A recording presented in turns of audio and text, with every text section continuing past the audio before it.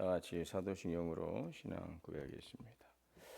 전능하사 천지를 만드신 하나님 아버지를 내가 믿사오며 그 외아들 우리 주 예수 그리스도를 믿사오니 이는 성령으로 잉태하사 동정녀 마리아에게 나시고 본디오 빌라도에게 고난을 받으사 십자가에 못 박혀 죽으시고 장사한 지 사흘 만에 죽은 자 가운데서 다시 살아나시며 하늘에 오르사 전능하신 하나님 우편에 앉아 계시다가 저리로서 산자와 죽은 자를 심판하러 오시리라. 성령을 믿사오며 거룩한 공예와 성도가 서로 교통하는 것과 죄를 사하여 주시는 것과 몸이 다시 사는 것과 영원히 사는 것을 믿사옵나이다. 아멘. 336장 찬송하시겠습니다.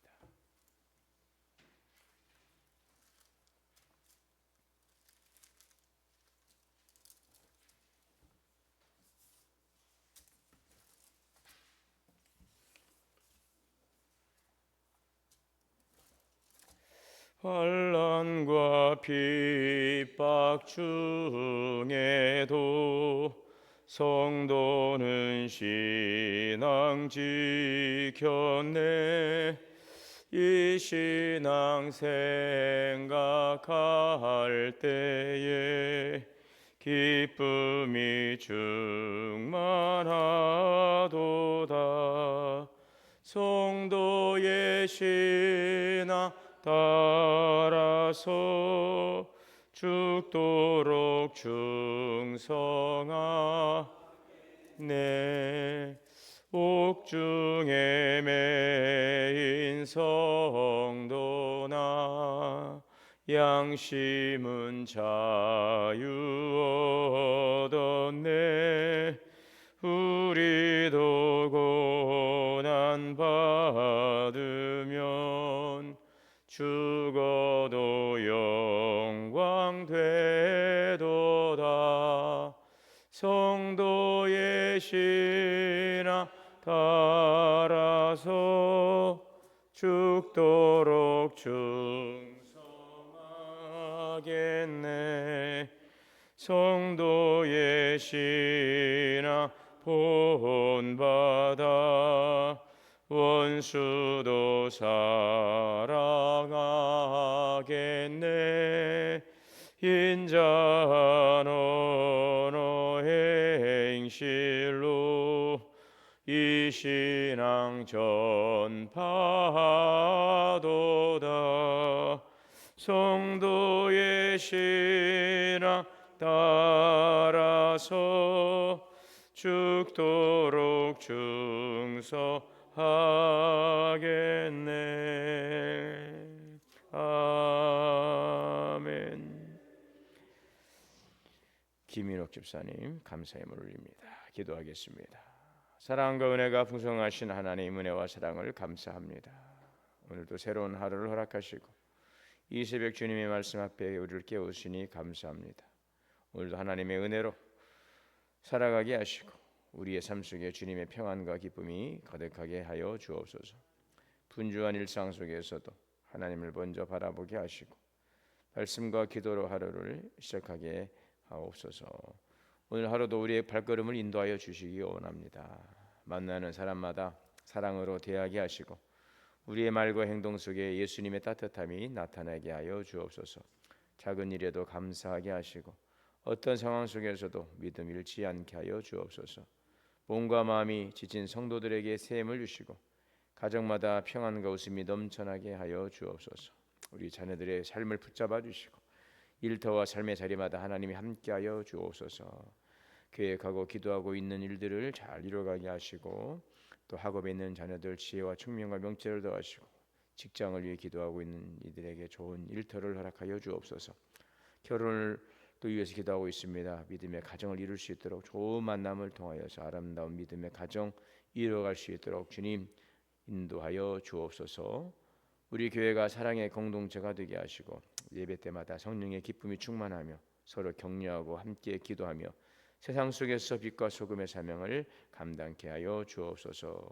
오늘도 귀한 예물 드리오니 주님께서 연락하여 주시옵시고 하나님의 그 은혜가 늘 가정의 기업에 충만케 하시고 감사의 열매로 복되게 하여 주옵소서. 우리 주 예수 그리스도 이름으로 기도하옵나이다. 창세기 44장 1절에서 17절까지 말씀 봉독합니다. 창세기 44장 1절에서 17절.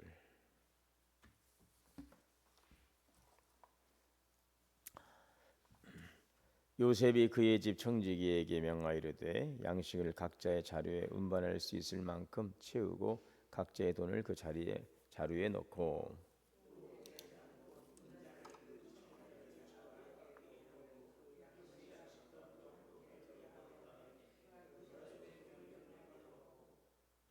아침에 밝을 때에 사람들과 그들의 나귀들을 보내니라.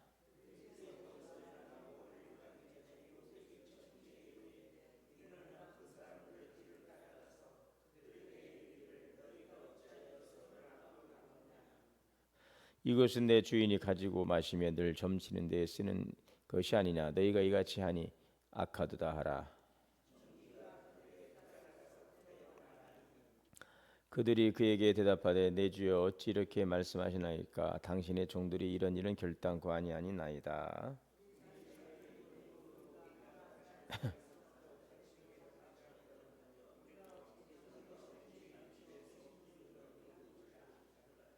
당신의 종들 중 누구에게서 발견되든지 그는 죽을 것이요 우리는 내 주의 종들이 되리이다.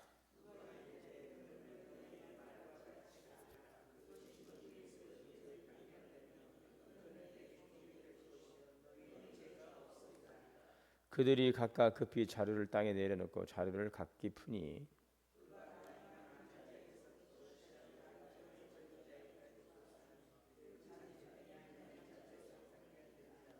그들이 옷을 찢고 각기 짐을 나귀에 싣고 성으로 돌아가니라.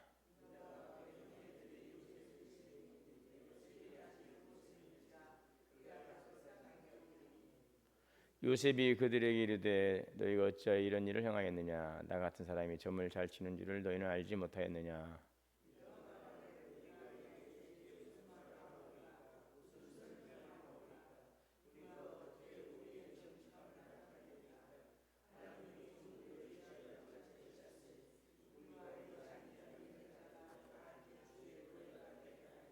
다 같이요. 요셉이 이르되 내가 결코 그리 아니하니라.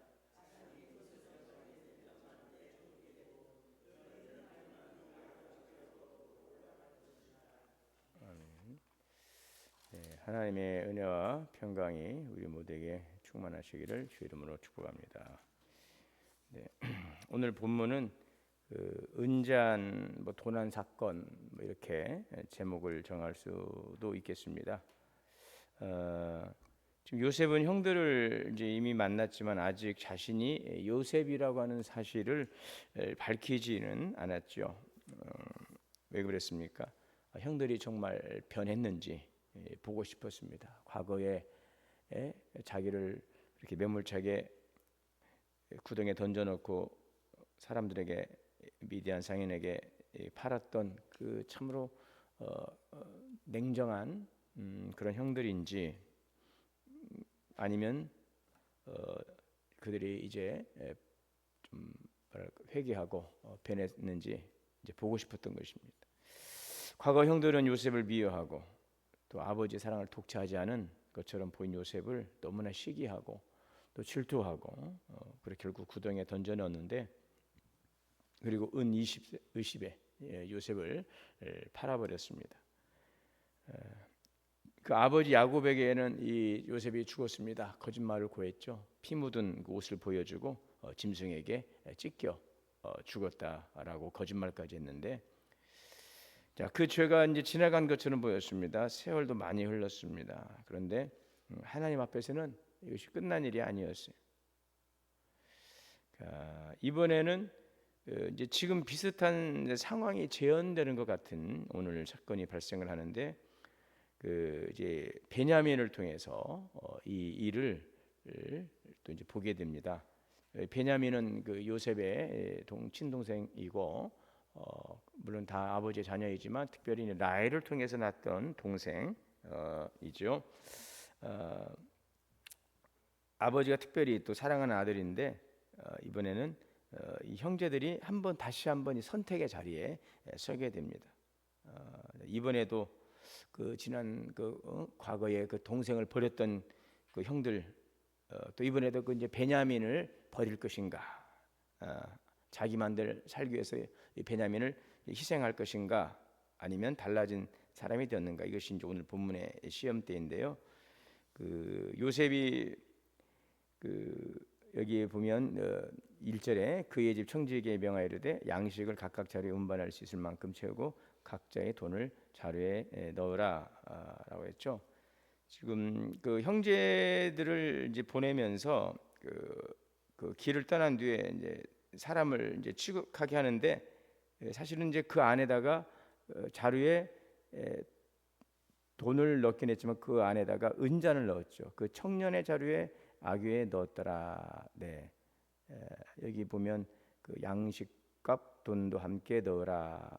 여기 이 청년 누구냐면 그 베냐민 그 자루에다가 은잔을 몰래 집어 넣은 겁니다. 자, 근데 이제 형제들은 이 일을 이제 알지 못하죠. 자, 근데 아침이 밝을 때 사람들과 그들의 나귀들을 보내니라. 네, 그들이 성읍에서 나가 멀리 가기 전에 요셉이 청지기에 이르되 뒤를 쫓아가서 이제 그 일들을 이제 밝혀내라고 하죠. 너희가 어찌하여 손을 악으로 갚느냐? 이 은자는 주인이 아끼는 잔인데 어떻게 이것을 이렇게 훔쳐갈 수가 있느냐? 사실 그 동생들이 형제들이 그 은잔을 훔쳐갈 일이 없잖아요. 그리고 또 이 일은 지금 누가 만든 일이에요? 요셉이 지금 형제들을 시험하기 위해서 만든 일입니다. 그래서 청지기가 이제 요셉의 말들 그대로 따라가서 이제 말했습니다. 그러니까 그들이 그러죠. 우리가 어찌 그런 일을 하겠습니까? 결단코 그런 일은 없습니다. 만약 우리들의 자루 속에서 은잔이 발견되게 되면 우리의 목숨을 가져가십시오. 네, 내게 종이 될 것입니다. 자, 그런데 거기에서 은잔을 자루를 풀어보니까 거기에서 뭐가 나왔습니까? 그 형제들 그 시므온의 자루에서도 아무 이제 발견된 것이 없고요. 레위 자리도 자루에서도 없고 유다의 자루에서도 발견되지 않고, 근데 이제 누구의 자루에서? 이 베냐민, 막내 이 베냐민의 자루에서 은잔이 발견되고 만 거죠. 자, 기가 막힐 일입니다. 이 도대체 왜 이렇게 일이 계속해서 꼬이고 참 어려운지. 자, 이제 우리가 이제 도둑으로 이제 몰리고 결국 가서는 말한 대로 이제 거기에 끌려가서 이제 오도 가도 못하는 이제 거기에 매여서 종이 될 수밖에 없는, 자, 바로 이제 그러한 상황이 된 것입니다. 자, 그럴 때에 그들이 옷을 찢고 각기 나귀의 짐을 짚고 성으로 돌아가니라. 유다와 그 형제들이 요셉의 집에 이르니 요셉이 아직 그곳에 있는지라. 그의 앞에 땅에 엎드려 요셉이 그들에게 너희가 어찌하여 이런 일을 행하였느냐? 어찌하여 이런 일을 행하였느냐? 자, 그런데 유다가 뭐라고 말합니까? 유다가 내 주께 무슨 말을 하오리까? 무슨 설명하겠습니까? 우리가 어떻게 우리의 정직함을 나타내리까? 하나님이 종들의 죄악을 찾아내셨으니 우리와 이 잔이 발견된 자가 다 내 주의 노예가 되겠나이다. 네. 자, 여기에서 그 이제 중요한 부분이 무엇입니까? 중요한 부분이 뭐냐면 유다가 하는 이야기죠. 유다가 사실은 이것을 변명할 수 있었지 않겠어요? 변명할 수 있었겠죠. 결코 이것은 이런 일이 있을 수도 없고, 또 한편에서 보면은 어떻습니까? 지금 이 은잔이 발견된 자료가 누구 자료예요? 베냐민의 자리니까 이제 베냐민을 탓하면서 자기들은 죄 없습니다 이렇게 빠져나올 수도 있었겠죠. 그런데 오늘 여기 보게 되면 유다가 그것을 부정하지 않아요. 유다가 내 주께 무슨 말을 하오리까? 우리가 어떻게 정직함을 나타내니까? 하나님이 종들의 죄악을 찾아내셨나이다. 네, 하나님이 우리의 죄악을 찾아내었나이다. 이 말이 중요하죠. 이들은 사실 은잔을 훔친 적이 없어요. 그런데 왜 하나님이 우리의 죄를 찾아내셨나이까? 지금 이 죄는 무슨 죄입니까? 지금 우리가 은잔을 훔쳤습니다 라는 그런 말이 아니라 뭐예요? 하나님 우리의 죄를 찾아내었다. 지금 형들의 마음속에는 오래전 요셉에게 지은 죄가 아직도 지금 살아있는 거예요. 그 마음속에. 자, 그렇습니다. 여러분, 사람은 그 죄를 덮어둘 수 있어도 그것을 지울 수가 없어요. 시간이 지난다고 없어지지 않습니다. 사람들 앞에서는 감출 수 있지만 하나님 앞에서는 그것을 감출 수가 없어요. 숨길 수가 없어요. 하나님은 때때로 어떤 사건을 통해 우리의 마음을 흔드시죠. 그러니까 오늘 이 사건도 지금 과거에 그 동생을 어쨌든 죽이려 구덩이에 던져내고 결국은 은 20에 팔아 넘겼던 그들의 죄를 이 동생 이 베냐민의 그 자루에 발견된 은잔을 통해서 하나님께서 그 사건을 다시 한번 기억하게 하시는 건데, 하나님 앞에서는 숨길 수 없죠. 아직도 그들에게는 이 부분이 지금 해결되지 않은 부분으로 남아 있는 거죠. 지금 형제들을 통하여서 그들의 양심을 깨우치고 다시 한번 회개하게 하는 그 마음, 그 시험대라고 하는 것입니다. 때로 하나님은 어떤 사건을 통해 우리의 마음을 흔드시기도 합니다. 잊고 살았던 죄, 또 외면했던 어떤 관계가 있을 것이고 잊고 있었는데 그것을 어떤 사건을 통해서 생각나게 하는 것들이 있어요. 그럼 우리를 망하게 하려는 게 아니라, 정죄하시려는 것이 아니라 다시 한번 우리의 그 신앙의 양심을 깨우게 하시고 또 회개하게 하시기 위한 그런 기회가 되는 거죠. 잊었던 것들, 외면하고 살았던 것들, 누구를 미워했던 그 마음, 누구에게 상처를 주고 그냥 나는 몰라 외면했던 일들이 어느 날 다시 불현듯 툭 떠오르면서 그것을 회개하게 하실 때가 있는 거죠. 그러면 우리는 그래요. 이제 왜 나에게 이런 일이 생기고 왜 이런 일이 이렇게 자꾸 반복될까라고 하지만, 하나님께서 이번 일을 통해서 뭔가의 그 나의 지나온 시간 속에서 해결해야 될 것들을 주님께서 돌아보게 하시는, 바로 우리의 신앙의 양심을 깨우고 회개케 하시는 일들에 대한 사인으로 보여주실 수도 있다라는 거죠. 그러니까 지금 오늘 형제들은 그걸 본 거예요. 이 일을 통해서 과거에 덮어두었던 그들의 그 죄, 이 부분들을 다시 한번 깨닫게 하시고 회개케 하시는 이 일들. 자, 근데 또 중요한 것 한 가지는 뭐냐면은 여기에서 형들이 베냐민을 버리지 않는다는 것입니다. 자, 그래서 오늘 16절에 다시 한번 말씀드리지만, 하나님이 종들의 죄악을 찾아내셨으니 우리와 이 잔이 발견된 자가 다 내 주의 노예가 되겠나이다. 이 잔이 발견된 자가 누굽니까? 베냐민이죠. 자, 근데 베냐민, 얘가 이럴 줄 몰랐습니다. 이런 놈인 줄 몰랐습니다. 저희는 절대 그러지 않았습니다 라고 했다면 아마 이 시험을 통과할 수 없었을 거예요. 그런데 중요한 거잖아요. 하나님이 우리의 죄를 발견하게 하시고 비록 발견된 은자는 그 베냐민의 자루에 있지만 이것은 우리 모두를 하나님께서 회개케 하시려고 하는 그 하나님의 사인으로 본 거죠. 그래서 우리의 죄에 대한, 이것은 다 우리가 과거에 동생에게 행했던 그 악행에 대한 일들의 결과다. 이것을 하나님께서 우리에게 회개케 하신다라는 것을 고백하면서 우리와 이 잔이 발견된 자가 다 당신의 노예가 되겠습니다. 자신이 노예가 되겠습니다. 요셉이 그러죠. 결코 그리하지 아니하리라. 잔이 그 손에서 발견된 자만 내 종이 되고 너희는 평안히 가라. 요셉은 그래요. 그럴 필요 없다. 훔친 사람은 이 이청년이니까, 베냐민이니까. 이거 다시 계속 좀 시험하고 있죠. 이제 아버지도 모셔와야 되는 이제 그런 자리에서 뭔가 지금 하나를 이제 어떻게 보면 이제 뭐 인질이라고 할 수 있겠지만 뭔가 담보가 될 수도 있고, 요셉의 차원에서는 이 형들이 어떻게 이 동생을 대하나 이런 건지 보는 일련의 여러 가지 복합적인 시험이라고 할 수 있는데, 그렇습니다. 잔이 발견된 자만 내 종이 되고 나머지는 평안히 돌아가라. 자, 형들에게 다시 한번 지금 기회를 주는 거죠. 과거의 형들이라면 어땠을까요? 알겠습니다. 그러면은 얘만 남겨두겠습니다. 베냐민이 문제니까 얘만 남겨두겠습니다. 우리라도 지금 살아서 돌아가야 되겠다. 만약에 과거의 형제들이라면 충분히 그러고도 남았을 텐데, 형들은 어때요? 모두가 함께 돌아오는 거죠. 동생을 혼자 남겨두지 않아요. 이것이 변화된 모습이라는 거죠. 과거에는 시기와 질투 때문에 형제를 버렸어요. 그러나 이제는 함께하는 것입니다. 신앙은 말로만 드러나지 않아요. 위기의 순간에 드러나게 되어 있어요. 이런 상황에서 자기만 살겠다라고 나아가는 것, 그것이 참된 믿음의 모습이 아니겠죠. 손해를 보더라도 자기가 해야 될 역할을 책임을 지고 감당하고, 힘든 상황에서도 혼자 살겠다고 빠져나오지 않고 함께 책임을 지는 것. 여러분, 예수님께서 우리를 버리지 않으셨어요. 우리가 죄 가운데 있을 때 우리를 외면하지 아니하시고 십자가에서 우리의 죄를 대신하셨어요. 그래서 복음을 아는 사람은 바로 오늘 이와 같은 믿음의 삶을 살아가는 것이죠.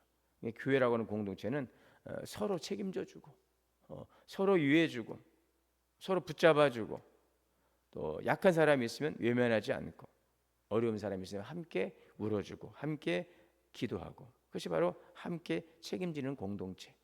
우리 교회 지난주에 나눔으로 이룬 내적인 부흥, 바로 그 부분 아니겠습니까? 관계의 회복, 관계가 살아나는 것들, 서로 다 연결돼 생명의 공동체죠. 어느 한 구석이 아프면은, 몸의 어느 한 부분 지체가 아프면은 그 지체만 아픈 것이 아니라 몸 전체가 다 아프고, 어느 한 곳에 병이 들면은 그냥 그것을 끝나는 것이 아니라 그 몸 전체가 이제 병이 드는 것처럼 공동체, 이 교회는 생명의 공동체로 연결되어 있다라고 하는 것이죠. 그래서 서로 같이 살아나야 돼. 어디 한 곳만 살아나는 것이 아니라 모든 부서들이, 모든 기관들이, 모든 교회 안의 공동체가, 또 성도들도 마찬가지예요. 어느 한 가정이 아프고 어느 한 성도가 아프면 그것으로 끝나는 것이 아니라 이 공동체가 함께 아파하고 함께 울어하는, 초대교회 공동체처럼 다 함께 모여서 기도하고 함께 섬기고, 유무상통했다고 그랬잖아요. 경제 공동체, 운명 공동체, 생활 공동체, 말씀 공동체 다 함께 연결되어 있다라고 하는 것, 이것이 오늘 본문을 통해서 또 우리 교회 공동체에 주시는 또 중요한 또 메시지가 되겠습니다. 요셉의 시험은 단순히 그냥 감정을 확인하는 시험이 아니라 바로 너희가 정말 달라졌느냐. 자, 그렇습니다. 이제는 베냐민만 두고 갈 수 없어요. 우리 모두가 종이 되겠습니다. 이것이 진짜 회개의 모습이죠. 그래서 회개라고 하는 것은 그냥 잘못했습니다라고 하는 그 말로 끝나는 것이 아니라 삶의 방향이 바뀌는 거죠. 과거에는 미워했지만 이제는 사랑할 수 있게 되고, 과거는 자꾸 회피하고, 그래서 이제는 내가 그것을 책임지려 하고, 이제는 나 홀로, 나 혼자로 이렇게 각자 도생. 그러나 이제는 함께하는 것. 그렇습니다. 오늘도 하나님은 우리를 새롭게 하십니다. 과거와는 다른 사람으로, 복음 안에서 사랑하고 책임지는 사람으로. 그래서 신앙의 성장과 성숙을 이루어가는 것. 그것은 이제 우리 시선이 자꾸 자기 안으로, 자기 중심으로 있던 것이 하나님 중심으로 옮겨가고, 또 하나님 중심에서 하나님의 시선으로 바라보게 되는 것들이, 이것이 신앙의 변화와 발전인 것입니다. 항상 내 문제, 항상 모든 것이 나 중심으로 기도하는 것도 모든 것이 나의 것, 나의 문제. 물론 나의 문제 중요하죠. 내 문제가 어쨌든 잘 해결돼야죠. 그러나 항상 거기에 머물러 있지 않아야 되겠죠. 하나님을 향하여 나아가고, 하나님의 말씀으로 우리가 나아가고, 또 하나님께서 바라보시는 그 시선으로 바라보며 하나님의 기뻐하는 바를 이루어가는 일들 속에 우리의 신앙의 그 마음과 시선이 향하고 우리의 손과 발걸음이 향해 가는 것입니다. 이것이 성숙한 믿음의 모습이 되는 것이죠.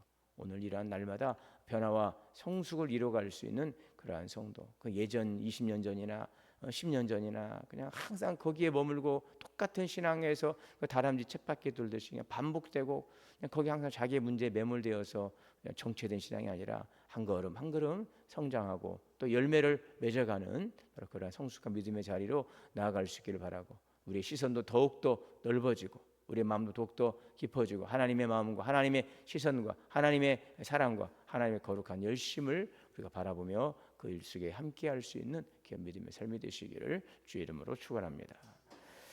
사랑과 은혜가 충만하신 하나님, 오늘도 말씀 가운데서 우리를 또 깨닫게 하시고 하나님 또 더욱더 성숙한 믿음의 자리로 이끄심을 감사합니다.